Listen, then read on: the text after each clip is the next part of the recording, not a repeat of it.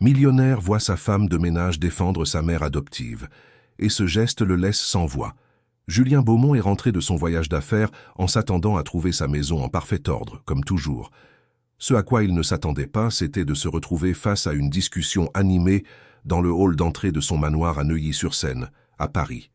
C'est là qu'il a vu Manon, sa femme de ménage, se positionner de manière protectrice devant une dame âgée aux cheveux gris, tout en criant à sa femme Camille que personne ne toucherait à sa mère. La scène l'a complètement laissé perplexe. Manon travaillait au manoir depuis seulement 4 mois. Une femme de 40 ans, toujours discrète et extrêmement dévouée à son travail. Julien l'avait engagée après que son ancienne femme de ménage ait pris sa retraite. Pendant tout ce temps, Manon n'avait jamais donné de raison de se plaindre. Elle arrivait toujours ponctuellement à 6 heures du matin, exécutait ses tâches à la perfection et repartait à 5 heures de l'après-midi, sans jamais causer le moindre problème.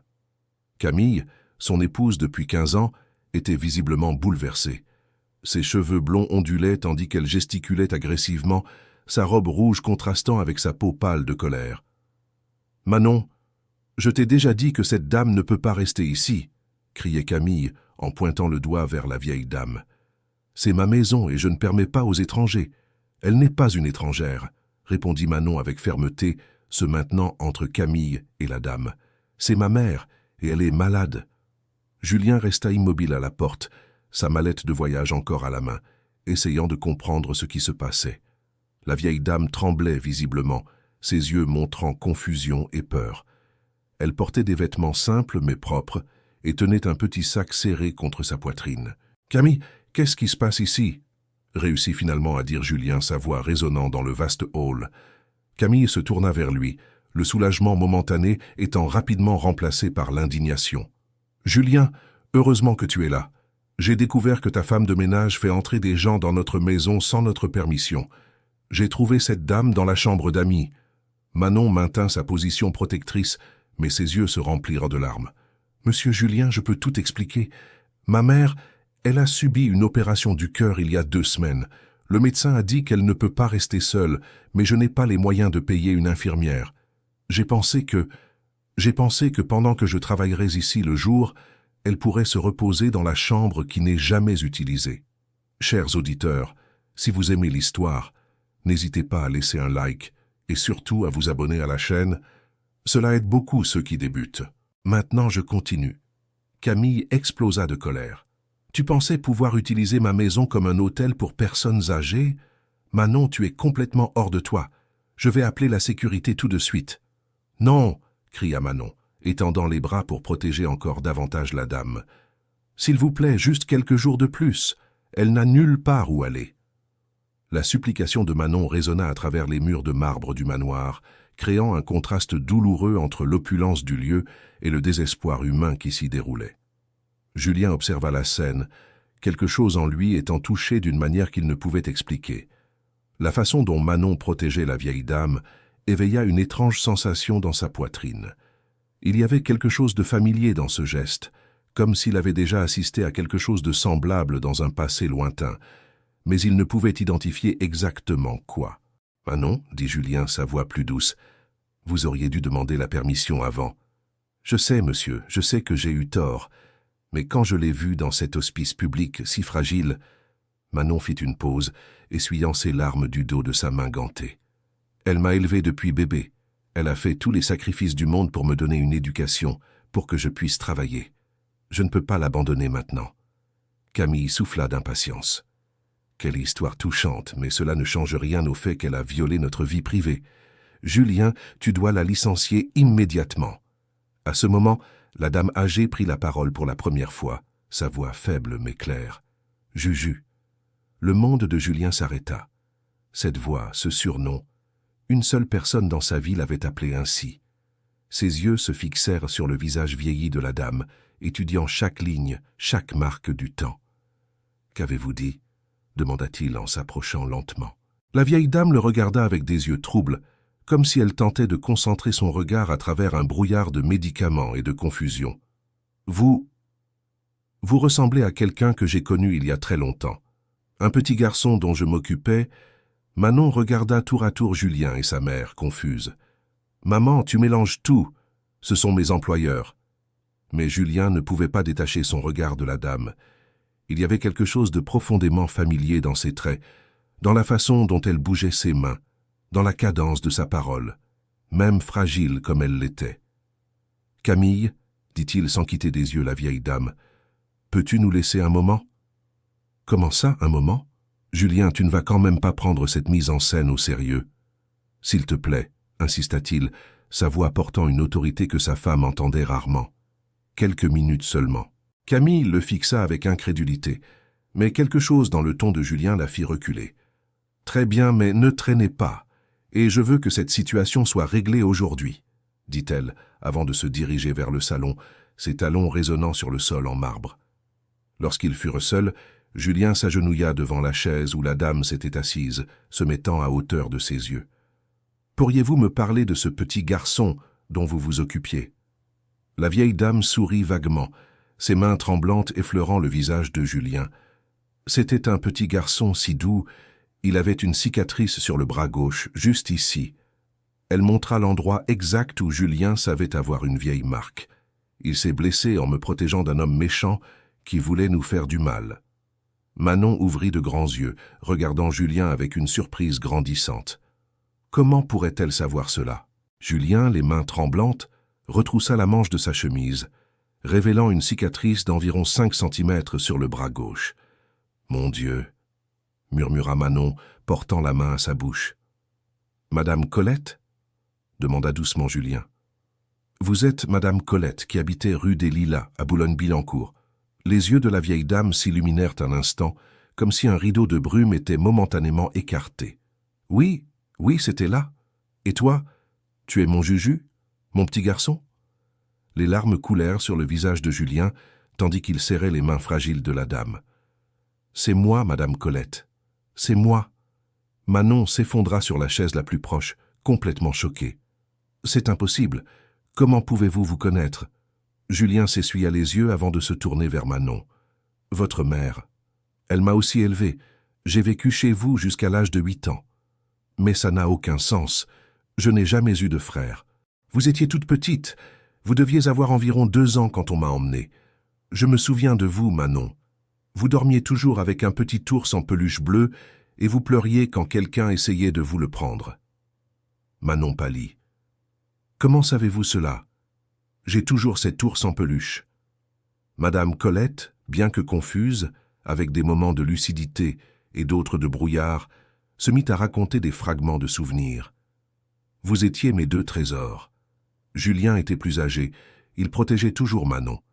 Quand ces hommes en costume sont venus chercher Julien, il a tellement pleuré. Il a promis qu'il reviendrait nous chercher. « Quels hommes ?» demanda Manon.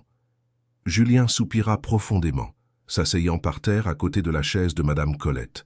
« Une famille riche, les Beaumont. Ils m'ont adopté parce qu'ils ne pouvaient pas avoir d'enfants. Mais à l'époque, je n'étais qu'un enfant. Je n'ai pas bien compris ce qui se passait. Pendant des années, j'ai essayé de les convaincre de t'adopter. Et Madame Colette aussi, mais ils refusaient toujours. « Et pourquoi n'es-tu jamais venu nous chercher après avoir grandi ?» demanda Manon, sa voix chargée de rancœur. « J'ai essayé. » Julien se leva, passant les mains dans ses cheveux. « Quand j'ai eu 18 ans, je suis retourné à cette maison de la rue des Lilas. Mais vous n'y étiez plus. Les voisins ont dit que vous aviez déménagé, mais personne ne savait où. J'ai engagé des détectives, j'ai cherché dans les registres, les hôpitaux. Je n'ai jamais réussi à vous trouver. » Manon le regarda avec méfiance. « Si tu as vraiment essayé de nous trouver, pourquoi t'es-tu arrêté ?» Julien baissa la tête, la culpabilité pesant sur ses épaules. « Parce qu'avec le temps, il est devenu plus facile de croire que vous alliez bien quelque part. Mes parents adoptifs disaient toujours que j'idéalisais le passé, que vous aviez probablement tourné la page et que vous ne pensiez plus à moi. Ensuite, je me suis marié, j'ai repris les affaires de la famille, la vie m'a peu à peu consumé. Et nous avons été laissés pour compte, » dit Manon amèrement. « Manon, Julien essaya de s'expliquer, mais fut interrompu par le retour de Camille. « Julien, c'est quoi ce retard ?» Camille entra dans la pièce, s'arrêtant brusquement en voyant les larmes dans les yeux de son mari. « Qu'est-ce qui s'est passé ici ?»« Cam, il faut que je te dise quelque chose. Madame Colette, elle m'a élevé quand j'étais enfant. » Camille rit d'un air sarcastique. « Ah, comme c'est pratique. Maintenant, la bonne invente une excuse dramatique pour que ta mère reste ici. »« Ce n'est pas une excuse, » dit fermement Julien. « Manon est ma sœur d'adoption. » Le rire de Camille s'éteignit immédiatement. « Qu'est-ce que tu as dit ? Tu as bien entendu. Nous avons tous les deux été élevés par la même personne. » Son regard passa de Julien à Manon, puis à Madame Colette, comme si elle cherchait un signe que tout cela n'était qu'une mise en scène élaborée. « C'est ridicule. Julien, tu te fais manipuler. »« Camille, je peux le prouver, » dit Manon en se levant. « J'ai de vieilles photos que j'ai gardées toutes ces années. » Manon courut à son sac et en sortit un petit portefeuille en cuir usé. Elle en tira quelques photographies jaunies par le temps. « Regarde, » dit-elle en tendant une photo à Julien. Sur l'image défraîchie, on voyait Madame Colette, plus jeune, aux côtés de 2 enfants, un garçon d'environ 7 ans et une petite fille d'environ 2 ans. Le garçon entourait la fillette de son bras protecteur et tous deux souriaient à l'appareil. Julien prit la photo d'une main tremblante. « Je me souviens de cette photo. Elle a été prise à Noël 1985, juste avant que je parte. » Camille lui arracha la photo des mains, l'examinant attentivement. « N'importe qui peut trouver de vieilles photos, ça ne prouve rien. »« Camille, regarde-moi, » dit Julien, la voix plus ferme que jamais. « Tu me connais depuis 15 ans. Tu m'as déjà vu mentir ?» Elle le dévisagea, cherchant des signes de mensonge, mais ne trouvant que la sincérité qui avait toujours caractérisé son mari. « Même si c'est vrai, » dit-elle enfin, « ça ne change rien au fait qu'elles ont envahi notre maison. »« Notre maison ?» répéta Julien. « Camille, cette maison est à moi. Elle appartenait à mes parents adoptifs, et ils me l'ont laissée. Et si Manon est ma sœur, alors Madame Colette a parfaitement le droit d'être ici. » La remarque frappa Camille comme une gifle. « Ta sœur ? Julien, tu connais à peine cette femme. »« Tu as raison, » admit Julien. « Je ne connais pas la femme que Manon est devenue, mais je me souviens de la petite fille qu'elle était, et je me souviens de l'amour que Madame Colette nous donnait, et cela me suffit. » À cet instant, Madame Colette commença à sembler agitée, ses mains tremblant plus intensément. « Manon, ma chérie, où sont mes médicaments ?» Manon se précipita pour l'aider, sortant un petit étui du sac de Madame Colette. « Voilà, maman. Il est temps de prendre tes médicaments pour le cœur. » Camille observa la scène, son expression se durcissant. « C'est donc ça ? Tu vas transformer notre maison en hôpital ?»« S'il le faut, » répondit Julien sans hésiter.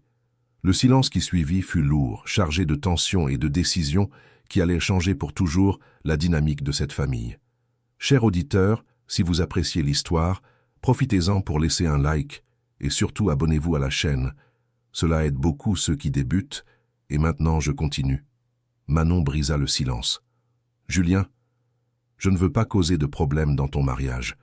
Il vaut peut-être mieux que je cherche un autre endroit pour ma mère. »« Non, » dit Julien immédiatement, « vous n'allez nulle part. Je vous ai déjà perdu une fois, je ne permettrai pas que cela se reproduise. » Camille le regarda avec incrédulité. « Julien, tu choisis des étrangers au détriment de ta propre femme ? » « Ce ne sont pas des étrangers, Cam. C'est ma famille. »« Je suis ta famille. » Julien regarda sa femme longuement avant de répondre. « Tu es ma femme. Mais la famille, c'est autre chose. La famille, ce sont ceux qui étaient là quand tu n'avais rien, qui t'ont aimé avant même que tu deviennes ce que tu es aujourd'hui. » Les mots frappèrent Camille comme des pierres. Elle avait épousé Julien lorsqu'il était déjà prospère, lorsqu'il avait déjà construit son empire commercial. Elle n'avait jamais connu sa version vulnérable, son histoire d'abandon et de nostalgie. « Très bien, » dit Camille, d'une voix dangereusement calme. « Si c'est ce que tu veux, alors soit. Mais sache que cela aura des conséquences, Julien. » Elle sortit de la pièce, laissant derrière elle un silence pesant. Manon regarda Julien avec inquiétude. « Je suis désolé, je n'ai jamais voulu causer de problème dans ton mariage. »« Tu n'as rien causé, Manon. S'il y a des problèmes dans mon mariage, ils existaient déjà avant que vous n'arriviez ici. » Madame Colette, qui était restée silencieuse pendant la discussion, prit la main de Julien. « Mon petit, tu as grandi, et tu es devenu un homme bon. Mais ne laisse pas la colère envahir ton cœur. Julien embrassa la main ridée de la vieille dame. Ce n'est pas de la colère, Madame Colette, c'est juste de la justice, tardive, mais de la justice. Dans les semaines qui suivirent, la tension dans le manoir était palpable. Camille parlait à peine à Julien et traitait Manon et Madame Colette avec une froideur polie lorsqu'elle ne pouvait pas complètement les éviter. Julien avait transformé la chambre d'amis du rez-de-chaussée en un petit appartement pour Madame Colette, engageant une infirmière particulière pour l'accompagner pendant les périodes où Manon travaillait. Pendant ce temps, Julien et Manon parlèrent longuement, comblant les lacunes de plus de 3 décennies de séparation. Julien découvrit que Manon s'était mariée à 20 ans, mais avait perdu son mari 5 ans plus tard, quand celui-ci avait eu un accident du travail. Depuis lors, elle s'était entièrement consacrée à s'occuper de Madame Colette et à travailler pour subvenir à leurs besoins. « Pourquoi n'as-tu jamais eu d'enfant » demanda Julien un après-midi pendant qu'il prenait un café dans le jardin. Manon sourit tristement. « Après le départ de mon mari, je n'ai jamais pu avoir de relation avec un autre homme. Et Madame Colette a toujours été comme une fille pour moi aussi.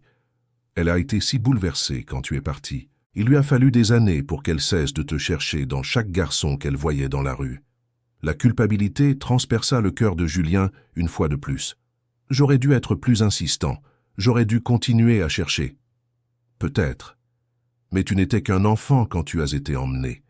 Tu ne peux pas te reprocher des choix que des adultes ont faits pour toi. » Pendant ce temps, Camille commença ses propres investigations.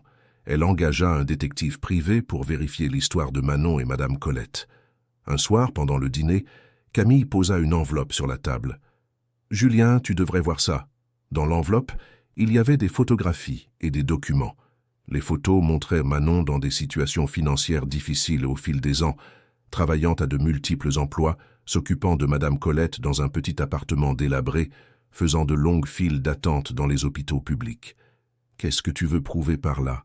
demanda Julien. « Qu'elle a toujours été pauvre, Julien, et que maintenant, comme par hasard, elle apparaît dans la vie du mari millionnaire d'une ancienne patronne. » « Ancienne patronne ?» Camille sourit avec malice. « Tu ne savais pas ? Manon a travaillé pour mon amie Nathalie Girard il y a 2 ans. C'est Nathalie qui me l'a recommandé quand notre ancienne employée a pris sa retraite. » Le sang de Julien se glaça. « Tu es en train d'insinuer que Manon a tout planifié ?»« J'insinue que c'est une coïncidence bien commode. » Julien analysa les informations, mais quelque chose ne collait pas. « Camille, si Manon avait planifié tout ça, pourquoi nous aurait-elle caché Madame Colette? Pourquoi aurait-elle risqué d'être renvoyée?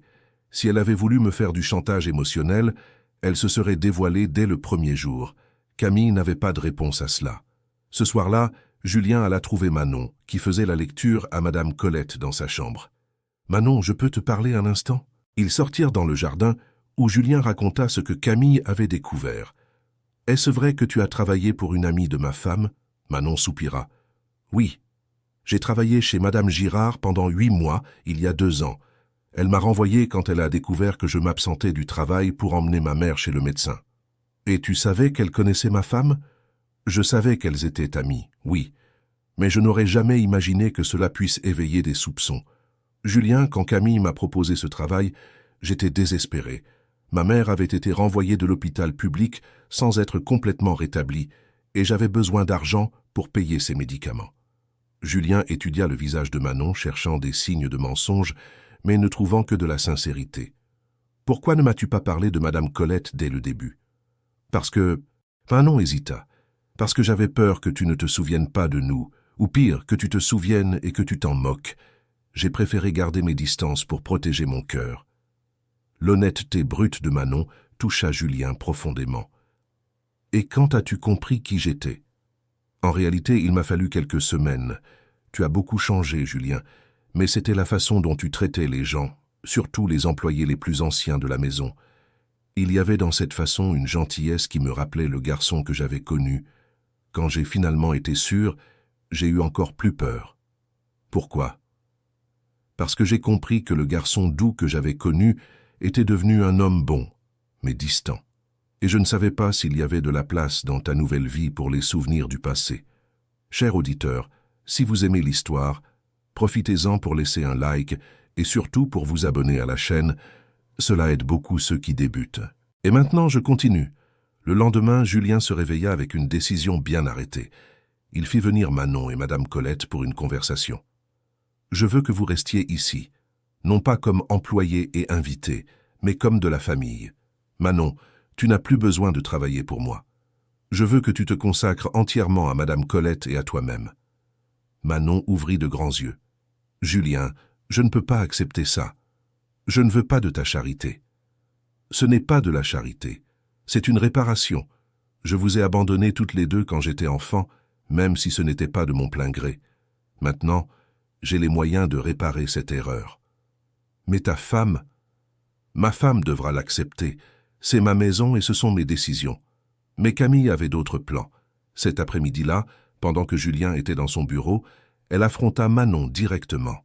« Je sais exactement ce que tu es en train de faire, » dit Camille en rejoignant Manon dans le jardin. « Je ne fais rien d'autre que m'occuper de ma mère. »« Ta mère ?»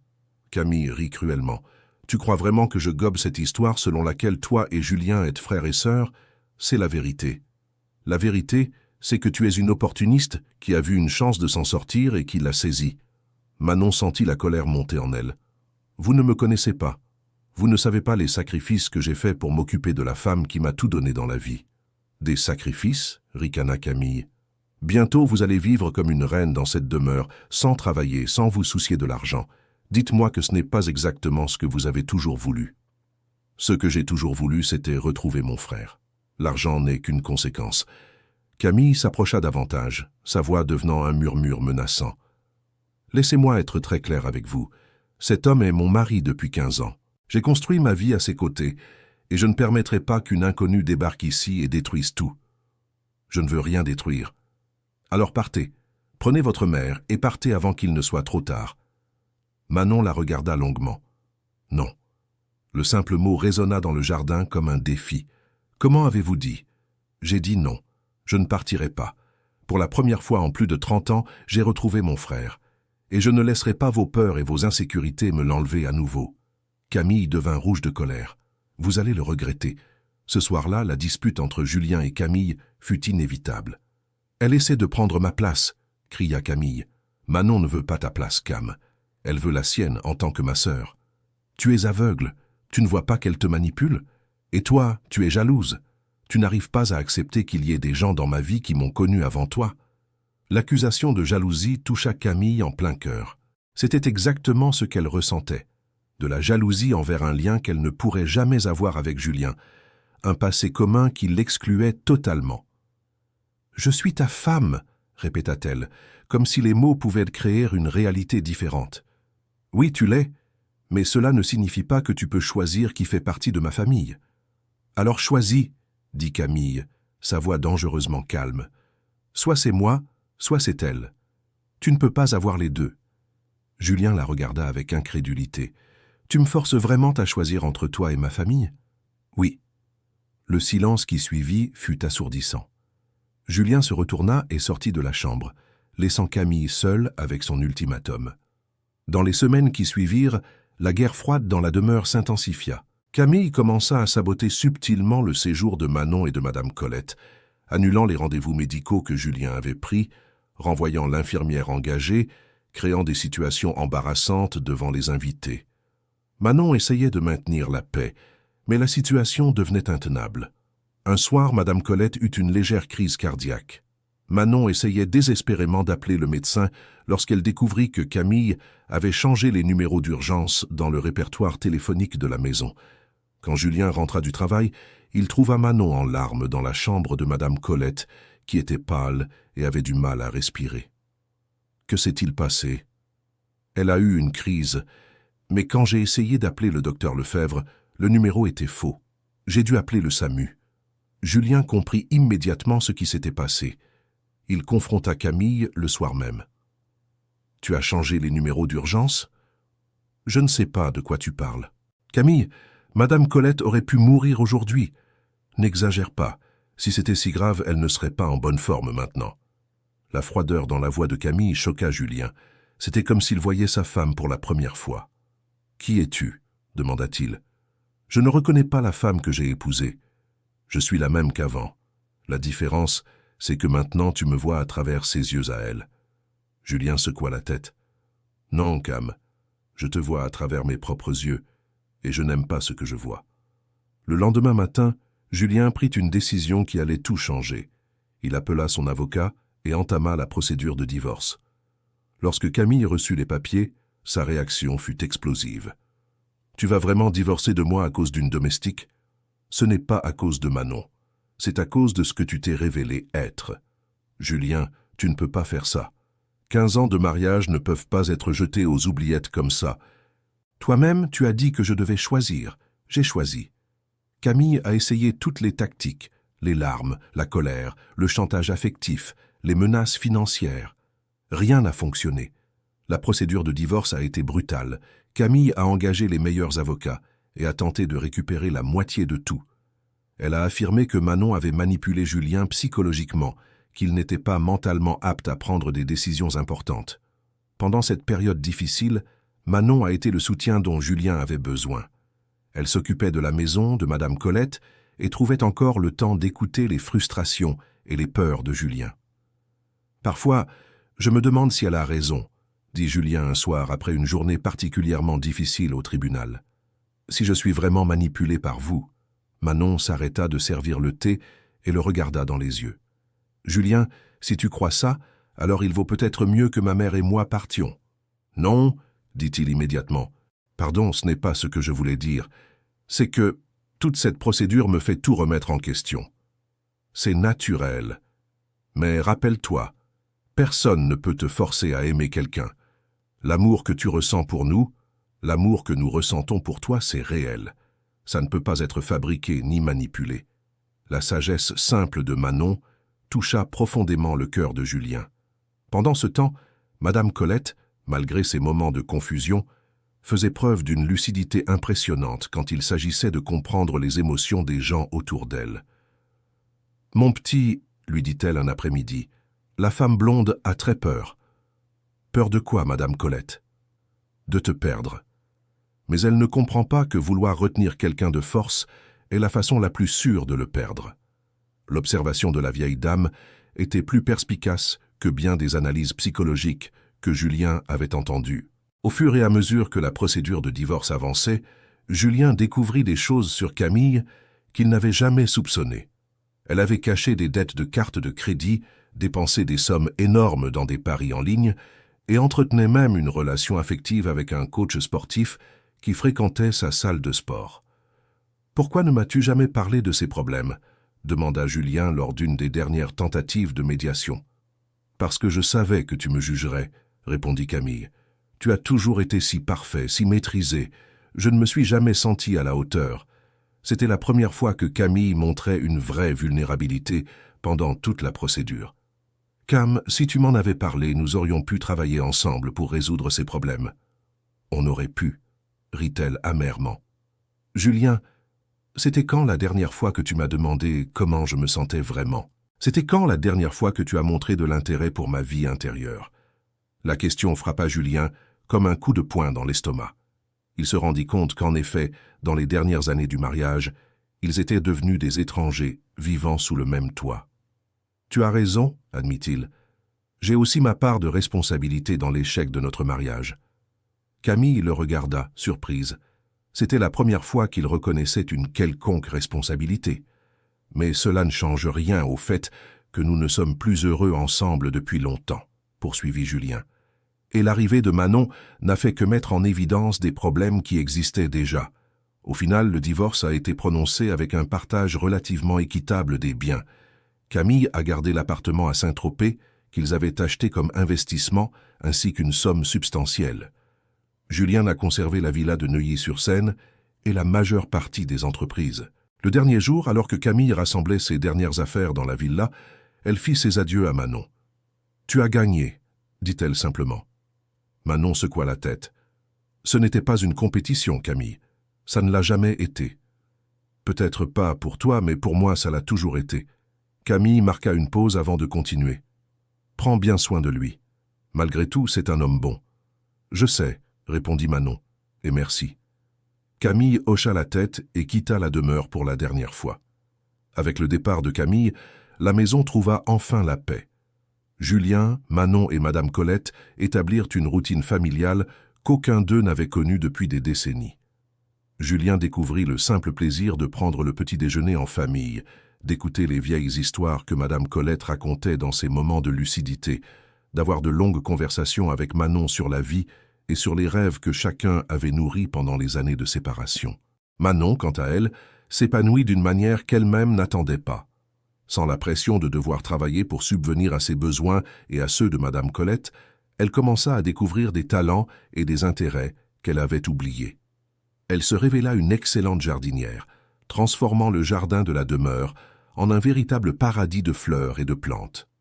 Elle fit également preuve d'un talent culinaire impressionnant, préparant des repas qui ramenaient les saveurs de l'enfance de Julien.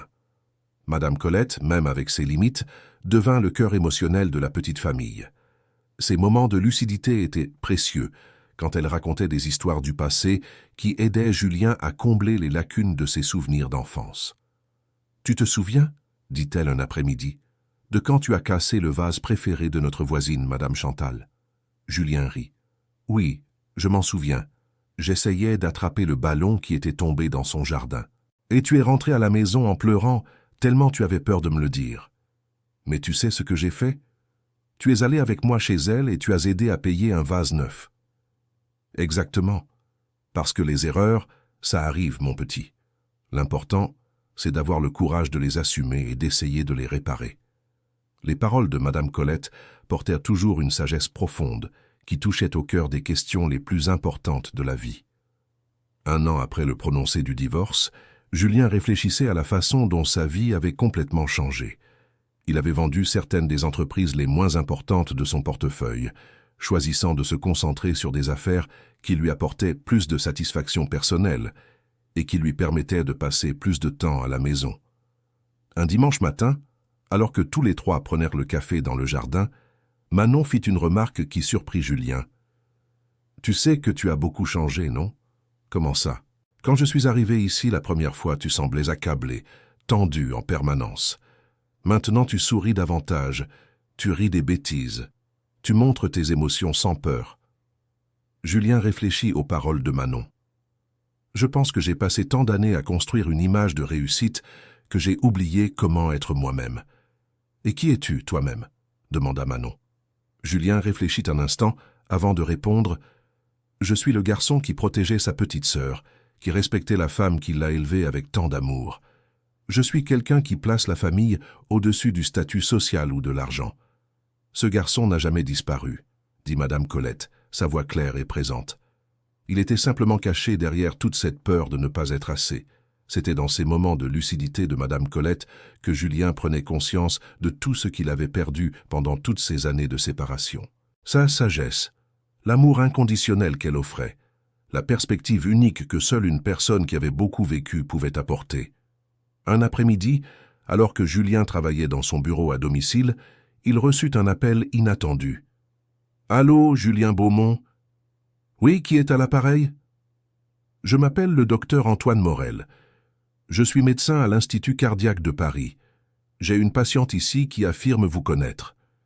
Une dame qui s'appelle Chantal Lefèvre. » Le nom frappa Julien comme un éclair. « Chantal Lefèvre ? Une dame aux cheveux gris, environ 70 ans ? » ?»« Exactement.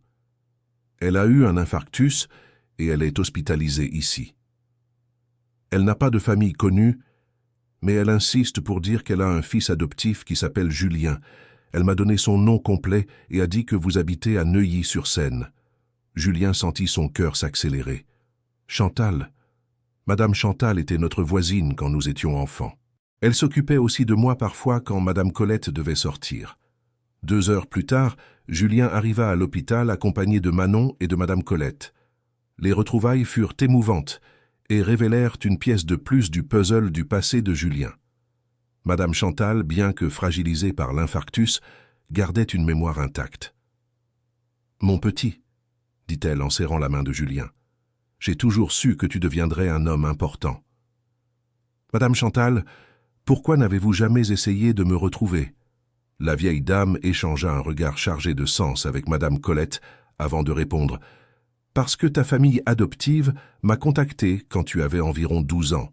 Ils ont dit que ce serait mieux pour toi si tu oubliais complètement le passé, si tu coupais tous les liens avec ta vie d'avant. Comment ça? Ils ont offert de l'argent à Colette et à moi. Ils ont dit que c'était pour s'assurer que nous ne tentions jamais de prendre contact avec toi. Manon écarquilla les yeux. Vous avez accepté? Non, répondit Madame Colette, la voix ferme malgré son âge. Nous avons refusé l'argent, mais ils ont bien fait comprendre que si nous essayions de chercher Julien, ils prendraient des mesures juridiques. Julien sentit une vague de colère monter dans sa poitrine. Ils m'ont menacé indirectement pour que vous restiez éloigné de moi. Oui, mon fils. Et comme nous étions des gens simples, sans moyens pour lutter contre une famille riche et influente, nous avons décidé de respecter la menace pour ne pas nuire à ton avenir. Cette révélation changea complètement la perspective de Julien sur son enfance. Il s'était toujours reproché de ne pas avoir insisté davantage pour retrouver Manon et Madame Colette, mais il comprenait désormais que des forces travaillaient activement à les maintenir séparés. C'est pour ça que vous avez déménagé de la rue des Lilas. Oui, confirma Madame Chantal. Colette a eu peur que tu passes par là et que cela crée des problèmes pour tout le monde. Alors elle a décidé de déménager dans un endroit où tu ne pourrais pas la trouver, même en essayant. L'amour protecteur de Madame Colette, même lorsque cela signifiait sacrifier la chance de revoir le garçon qu'elle avait élevé comme son fils, toucha profondément Julien.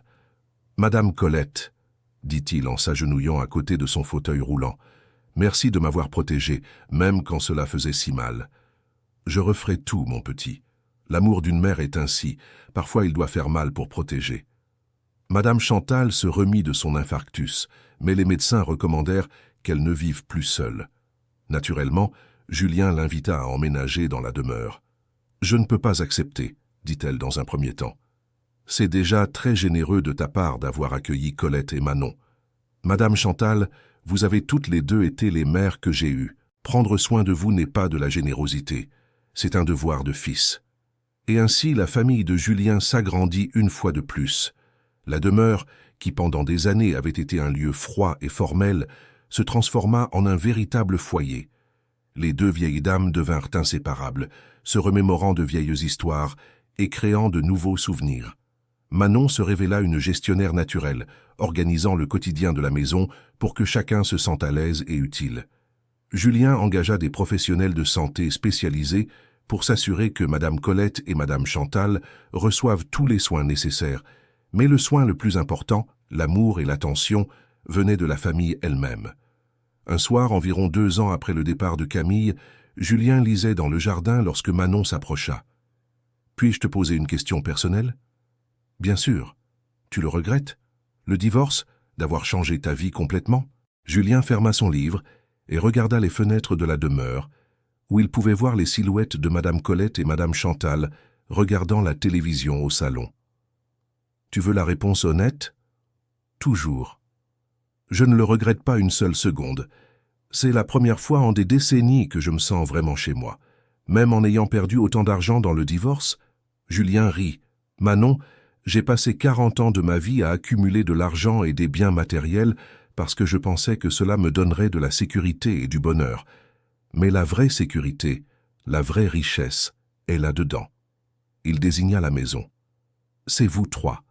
Ce sont les rires de Madame Chantal quand elle gagne au domino.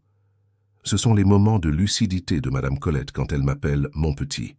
C'est toi qui fredonnes dans la cuisine en préparant le dîner. » Manon sourit, les yeux brillants de larmes d'émotion. « Tu te souviens quand nous étions enfants et que tu avais promis qu'un jour tu construirais une grande maison où nous pourrions tous vivre ensemble ?» Julien écarquilla les yeux. « J'ai vraiment dit ça? » ?»« Oui. C'était juste avant que tu partes. Tu as dit que quand tu serais grand et riche, tu achèterais une maison géante et que tu nous emmènerais toutes vivre avec toi. Et j'ai tenu ma promesse. Oui, tu l'as tenue. Ça a juste pris un peu plus de temps que prévu. » Les deux rirent, partageant un moment de pur bonheur. Encore quelques mois passèrent, et Julien réalisa que sa vie avait trouvé un équilibre qu'il n'aurait jamais imaginé possible. Ses affaires prospéraient, mais désormais, il travaillait pour sa satisfaction personnelle et pour assurer le bien-être de sa famille, non par compulsion ou par besoin de prouver quelque chose. Un samedi matin, alors que toute la famille prenait le café dans le jardin, Madame Colette fit une annonce qui surprit tout le monde. « Je veux raconter une histoire que je n'ai jamais racontée à personne. » Tout le monde s'arrêta pour écouter, car on savait que lorsque Madame Colette annonçait une histoire importante, c'était généralement quelque chose de révélateur. Quand Julien a été emmené par les Beaumont, j'ai eu tellement peur que vous deux, elle regarda Manon et Julien, vous vous oubliez l'un l'autre que j'ai écrit quelques lettres. Quelles lettres, maman? Demanda Manon. Des lettres de Julien pour toi, Manon, et les tiennes pour lui. J'imaginais ce que vous vous diriez l'un à l'autre si vous le pouviez, et je l'écrivais sur des morceaux de papier. Julien et Manon échangèrent un regard, complètement surpris. « Tu as encore ces lettres ?» demanda Julien. Madame Colette sourit mystérieusement. « Manon, va chercher ma boîte à couture, dans le double fond sous le tissu bleu. » Manon courut chercher la boîte, et lorsqu'elle ouvrit le double fond, elle trouva des dizaines de petits papiers jaunis par le temps. Les mains tremblantes, elle ouvrit le premier papier et lut à voix haute. « Manon, je te promets que je reviendrai te chercher. Je vais beaucoup travailler et devenir riche pour que tu n'aies plus jamais à manquer de rien. Je t'aime, ton frère, pour toujours, Julien. » Les larmes coulèrent sur le visage de Julien. « Madame Colette, continue à lire, » dit-elle. Manon ouvrit un autre papier. « Julien, je m'occupe de maman Colette jusqu'à ton retour. Elle est parfois triste, mais je raconte des blagues pour la faire rire. Quand tu reviendras, nous rejouerons comme avant. Je t'aime, Manon. » Une à une, Manon lut les lettres imaginaires que Madame Colette avait écrites, capturant parfaitement les voix et les sentiments qu'aurait eu un enfant de 8 ans et un enfant de 2 ans, s'ils avaient pu communiquer pendant toutes ces années de séparation. Il y avait des lettres racontant le premier jour d'école de Manon, quand elle avait appris à faire du vélo, quand elle avait perdu sa première dent. Et il y avait des lettres de Julien racontant la nouvelle maison, les études, et comment il n'oubliait jamais ses 2 filles préférées. « Pourquoi as-tu fait cela ?» demanda Julien, ému. « Parce que je croyais qu'un jour, vous vous retrouveriez, et je voulais que vous sachiez que vous n'aviez jamais été oubliés. Que même séparés, l'amour continuait d'exister. La sagesse et l'amour de Madame Colette laissèrent tout le monde sans voix. » Naquela noite, depois que a duas idosas foram dormir, Julien e Manon ficaram conversando até tarde no jardim. Às vezes eu me pergunto como teria sido nossa vida se nunca tivéssemos nos separado, Manon disse. Provavelmente teríamos tido uma vida mais difícil financeiramente, mas talvez mais rica emocionalmente. Você acha que tudo aconteceu como deveria acontecer? Julien considerou a pergunta cuidadosamente. Eu acho que passamos por muita dor desnecessária, mas também acho que, se não tivéssemos passado por tudo isso, talvez não valorizássemos tanto o que temos agora. É verdade. Quando você tem algo desde sempre, não percebe o quanto é precioso. Exato. E agora nós sabemos exatamente o valor de ter uma família. No terceiro aniversário do reencontro, Julien decidiu fazer algo especial. Ele organizou uma pequena festa na mansão, convidando alguns poucos amigos próximos e as pessoas que haviam se tornado importantes na vida deles durante esses anos. Durante a festa, ele fez um discurso que emocionou a todos. Há 3 anos, eu achava que tinha tudo na vida. Uma carreira de sucesso, uma casa bonita, dinheiro no banco, mas estava completamente errado. Eu não tinha nada do que realmente importava. Foi preciso minha irmã, ele olhou para Manon, aparecer na minha vida para eu perceber o que é verdadeiramente valioso. Foi preciso reencontrar minhas mães, ele olhou para Madame Colette e Madame Chantal, para entender o que é amor incondicional. Hoje, eu finalmente posso dizer que tenho tudo, e o mais importante, sei o valor daquilo que tenho. Os aplausos foram emocionados, mas o momento mais tocante foi quando Madame Colette, que havia permanecido principalmente em silêncio durante a festa, levantou-se lentamente e pediu para falar. Meus filhos, ela disse, sua voz fraca, mas firme, vocês me deram o maior presente que uma mãe pode receber. Vocês me permitiram ver minha família reunida novamente antes de partir.